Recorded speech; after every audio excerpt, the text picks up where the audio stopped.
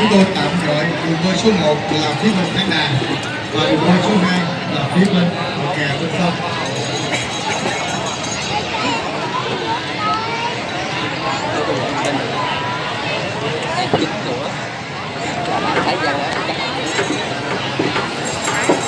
Trận đua cuối cùng.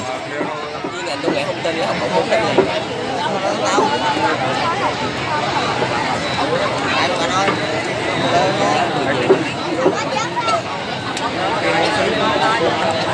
Đỡ lại, đỡ lại. Mọi người tới rồi mọi người.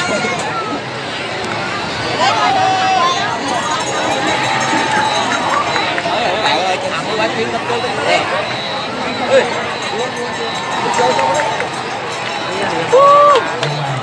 Hai trận cuối cùng.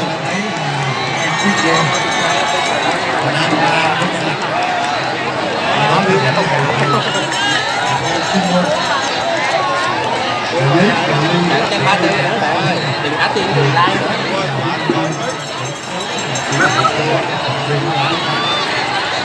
Đấy các bạn ơi.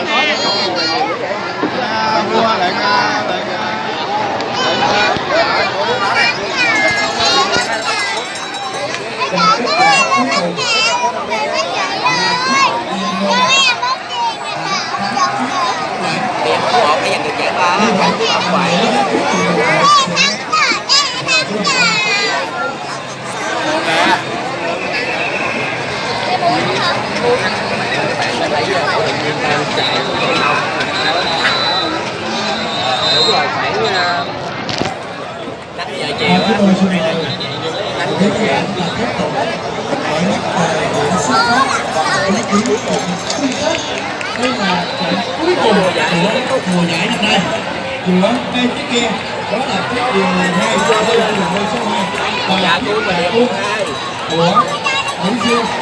Đây là đường đua số 1.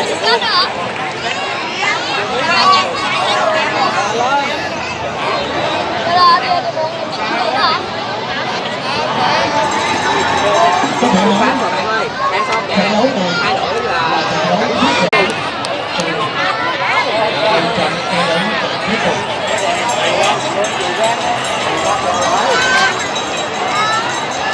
tôi thấy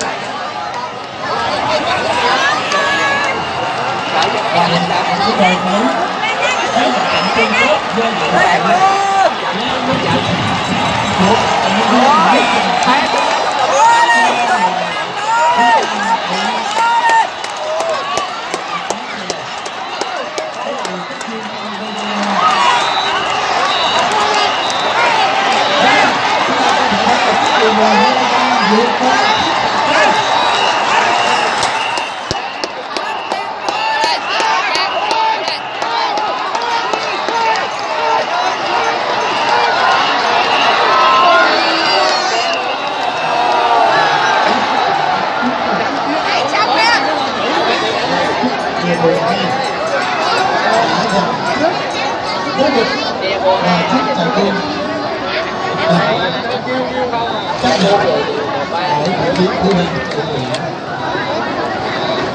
như chúng tôi đã nói, piano rõ ràng là rất khó.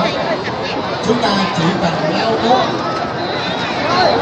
và chúng ta coi như sự cho tích trong quá trình thi đấu là chúng ta sẽ minh chứng cho chiếc của Long Xuyên rõ ràng đây là sự hao hứng của toàn đội nhưng lại có đất chiếc đây là chúng ta bị lao cao và từ đó dẫn đến chúng ta đã phục vụ.